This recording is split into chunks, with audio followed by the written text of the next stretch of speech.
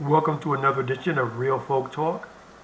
Real topics, real passion, real people, real talk, whatever you want to call it, whatever. You have to excuse me because I'm very frustrated and flustered. I was watching my favorite channel, Just Pearly Things. Shout out to Miss Pearly Things. Got a fan over here for life.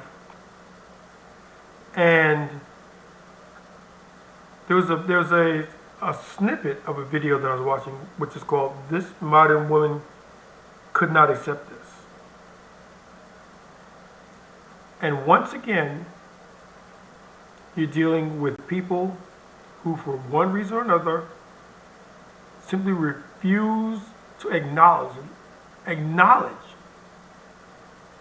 the other person may have a point, let alone saying, yeah, okay, maybe you're right. We couldn't even acknowledge this. So what we're going to do is, let me just find something real quick.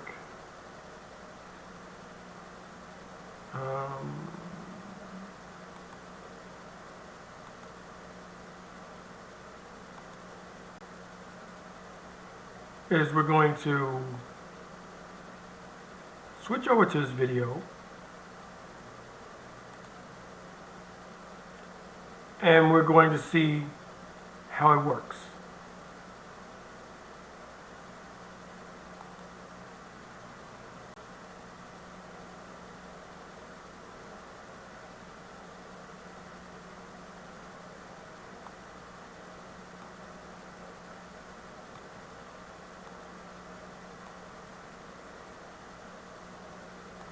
Okay.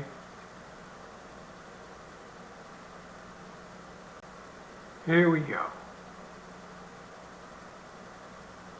Traumas There's and an levels of organisation, it's called the essay. police. So listen to this. I've just listened to you. The No, sorry. Can I talk? Because I've just listened to you. We've I have listened to. scars on me from the police. Okay. Why am I going to go to them when I'm being a... So what you're doing now is let him we've let you speak. We've let you tell your story. We've let you tell your passion. But I'm sorry, but the world doesn't owe any one of us understanding. Lots of people are going through lots of things. End of the day, it's very selfish for you to be assaulted by a man or whatever you said, and he's 40 years harassed or whatever it is. But it's made you feel this strongly about it. It's gone into your life and it's obviously followed you. You have let this man go into the world and possibly do it to many other women before. This is For proper context, this whole situation started when they were talking about sexual assault. And the woman on the far right was talking about how she was assaulted at 17, then 15. I don't know which one it was, but she said she was assaulted by her boss, and then said she was assaulted by the police. Red flags fly for me all over the place. Because the first one is, which one is it? You don't lead with, I got assaulted by my manager, and then assaulted by my police, and then she talks about the bruises, and you want to see the bruises. The woman's fucking crazy. She's out of her mind. And China said perfectly what the situation is. You're triggered. This conversation is triggering you. And if you are that triggered, then we shouldn't even have it.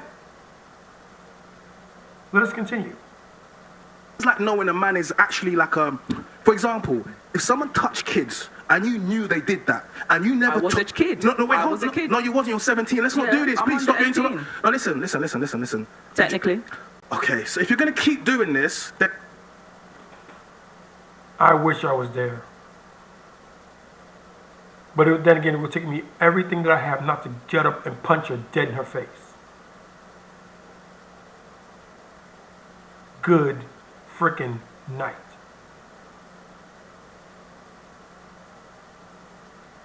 Technically, are you really that stupid?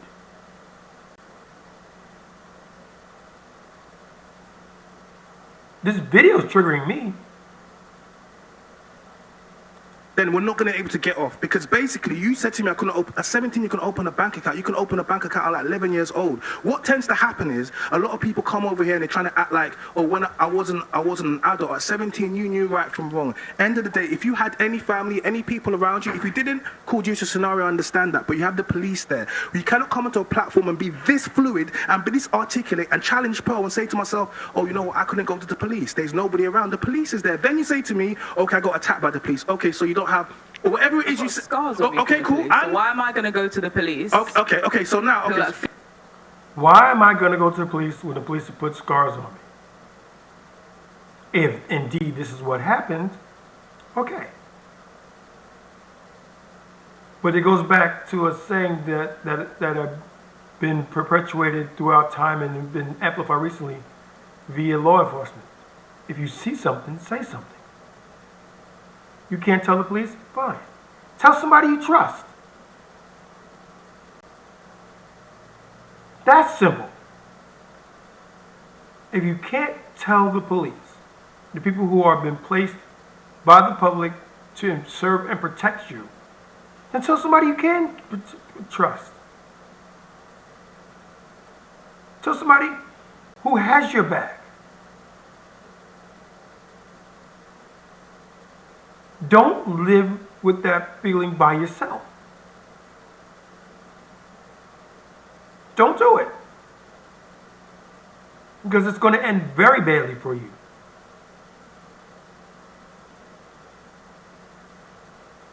Because then you're going to go to FAFO Boulevard. And for those who didn't know, FAFO is an acronym for fuck around and find out.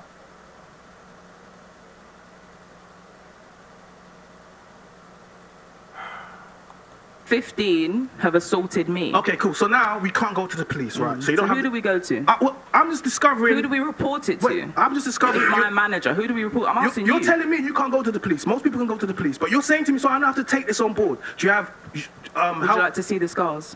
See, what you're doing is, yeah. Because you said you don't believe. No, if you I haven't didn't- reported. I Do you didn't- get what I'm saying? I don't believe you. And I don't think very many people, if anybody, on that panel believe you. Because your conversation is the living, breathing embodiment of moving the goalposts.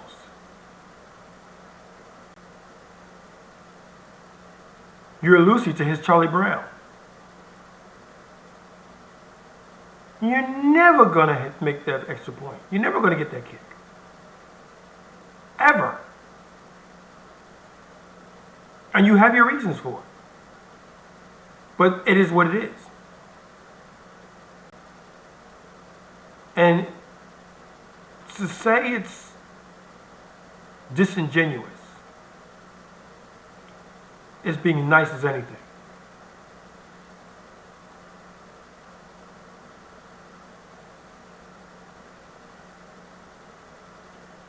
Let's go on. What you're saying is very No, hold on a second. And it's coming, because this man is- No, because what Yeah, you're not letting me finish. Alright, sorry. You're not letting me finish. Land, And the land, reason land. you're not letting me finish is because the moment I do, you don't have nothing to push back on. You just really. Talk, big man. Talk. Let me hear what you're going to say. Okay. Oh, and now you're all in your feelings. Good, big man. Say what you're going to say. And that look on her face. Look at this. Look at this. Look. She's so full of herself. That is the I gotcha face. And I'm sorry, what did you get?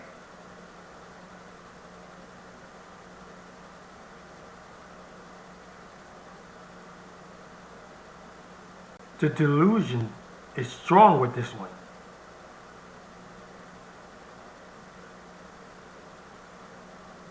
Come on. Can I present something a second? 1 second. Can I just... No, You know what it is?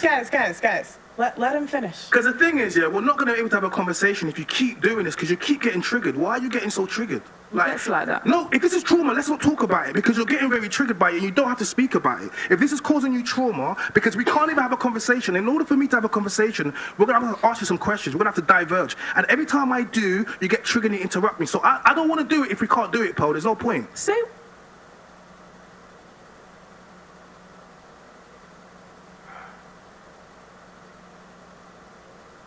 That is how I feel. If you're going to have a conversation, you have to at least be aware that someone on that panel will have a point of view that differs from your own. And you must be ready to listen. See, once again, we come back to that. Listening. You don't have to believe it. You certainly don't have to like it. But in order for any conversation to be effective, any dialogue, any dissertation, any discussion to be productive, you have to take it in. You have to listen. And this chick is just so into her feelings,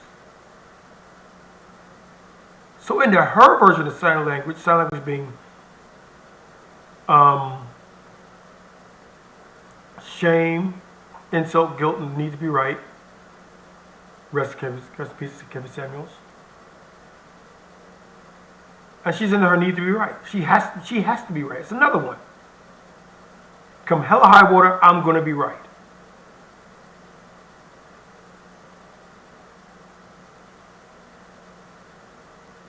I don't want to say how you can get there.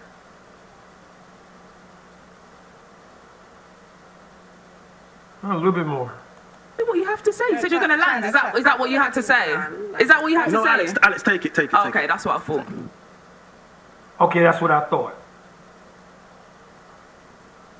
He chose to disengage from the conversation because he knew it was going nowhere. That is the mark of an intelligent individual. He could argue with you till the cows come home. It does no good. He can go tit for tat with you, take over the podcast, and have this conversation spill out to all hours of the night, all over the place. But he chose not to because he said, look, this is going nowhere. All I'm doing is making myself upset. So I'm going to remove myself from the situation so I won't be upset anymore. And what does she have to say to it? That's what I thought.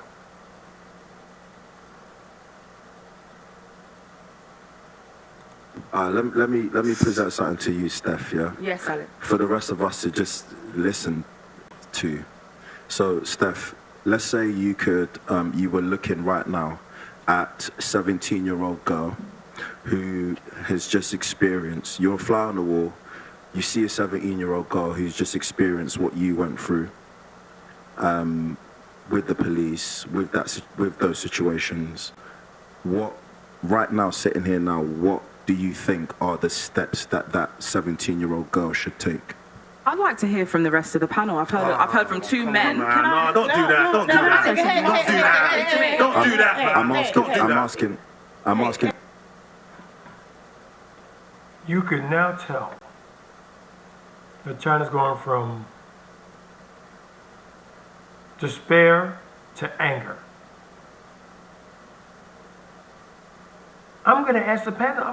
that. No. You were asked it. You. Not Alex. Not China. You. So answer the question. Hey, he's asking you a Answer the question. question. Yeah, I'm asking you directly.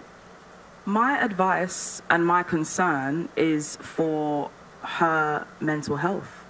and that she is supported. So my priority over speaking to the police, which I think is the best course of action if she feels able to do so, is to make sure that somebody she trusts, whether it's a member of her family, whether it's a friend, whoever, is aware of her situation. Okay. That goes back to see something, say something. And the most ironic point for this entire conversation, I don't think anyone touches on it, was that she hasn't taken on advice. You mean to tell me if all those people in your life at 17 years old, there isn't one person that you trust? There isn't one person that you feel close enough to confide in? Especially something that's traumatic, and that is traumatic because she's losing her shit over it. She's losing her mind. And so you're telling me that nobody, or Stephanie, her name is Stephanie, this girl Stephanie's life is close enough to her for her to confide in. That speaks more to you than it does to anyone else. Because that means that your friends are phony. Fair weather friends. What you do the good times, but when it starts to rain, they got to go inside. Oh, I'm getting wet. I'm going. I'll check you out later.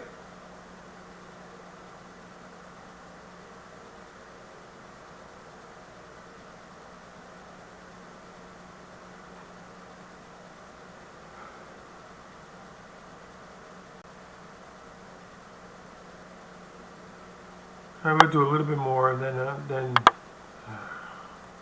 Because if she's feeling low, if you know what I mean, that's my concern. You don't my think, general concern. You don't think the number one concern would be to stop it from happening again? Because it happened to her. So now it could happen to 10 girls or it could happen to one girl. I think it's a point of view situation that Definitely. we're going Say like It's someone coming from trauma and someone coming from stoicism. So it's two completely different point of views that don't interject. So I get what you're saying in the sense that, say it with your chest, right? Those things happened to you, they were awful, I'm very sorry, but your statistic is, you're coming at her with maths, your maths is off, right? I didn't hear anything about that.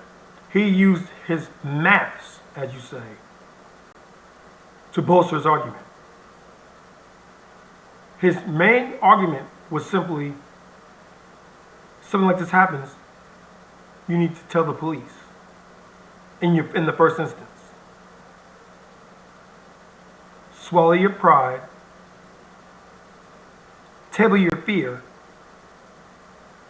and go tell somebody. Now, I don't know how long ago this happened. Oh no, if this is 17, she's 33. This happened about 16 years ago. So it goes back down to the mid to late 2000s.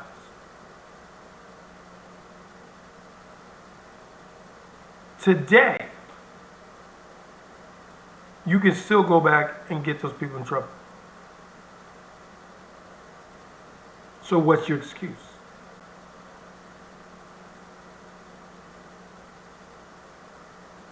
Really, I want to know.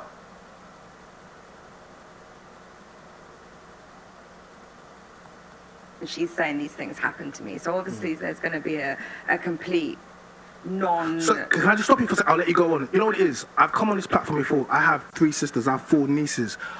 Like, I've just been spending the whole day with my niece. You can look at my story, playing with them, yeah? I have a very good relationship with my younger sister, and we speak about a lot of things. So, if you said if you don't have people around you and you can't go to the police, then I'm more concerned that there's men around here and doing things to women, because I keep hearing this, and this is not how I was raised. So I'm like, what can we do to stop this? And What can be done? It's not as simple as the question is placed, because there are many, many, many factors that goes into any answer. If you can't tell the police and you have no one around you,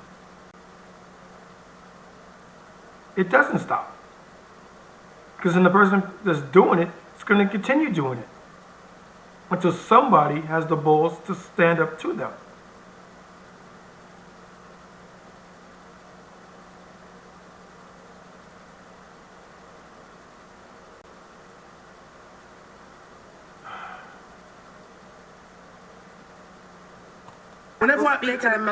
Whenever I try to speak about what can we do to stop this, or what can we do to at least bring more awareness to it, it just goes round and round and round. A suggestion of what people can do to stop this is perhaps, okay, right, something's awful has happened to you. You don't feel like you can say it, right? You don't feel like you have that safe space to say it, so you hold on to it. It becomes an internal trauma, and then when someone mentioned it to you, you fly off the handle. That's how most people handle these situations. But what you're saying is, what can I do? So when someone flies off the handle, yeah, don't come at them with maths. Come at them from, I understand. Red flag, red flag, red flag. I want you guys to pay very close attention to the next words that are said, because we're going to have a discussion when it's over, and this is going to be one of those main points that feminism likes to teach, but it's to everyone's detriment, not just women but men too. Everyone's detriment. That this reaction comes from a place of fear and anger. You're asking him to communicate like a woman, not a man. No. In fact, I'm asking him to just communicate with me. No, you're asking him to communicate like a woman. Well, then you're putting...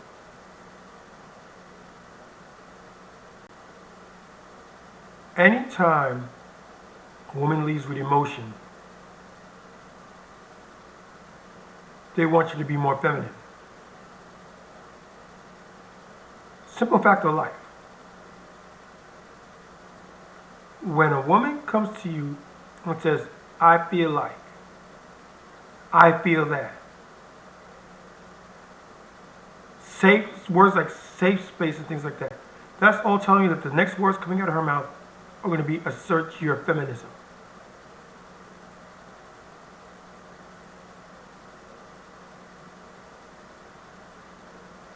Now, in and of itself, that's not necessarily a bad thing. But when you're telling somebody who's sincerely pondering and trying to search a resolution to a problem, and let's face it, men are problem solvers. We see something's wrong, we want to fix it. If something looks broke, we want to fix it. If there's a problem, we want to solve it.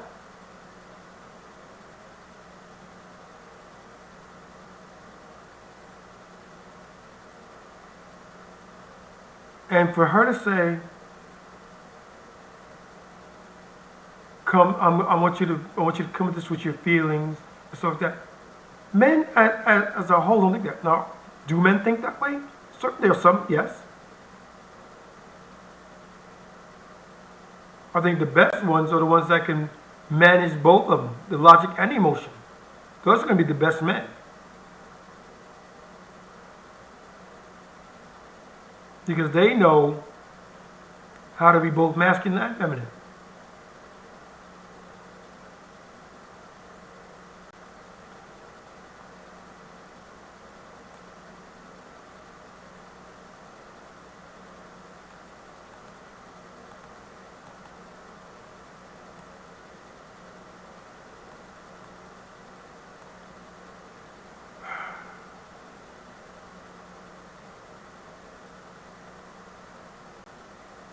This woman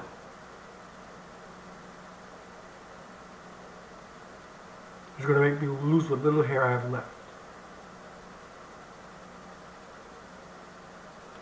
Because she has to be right. And she's going to be right.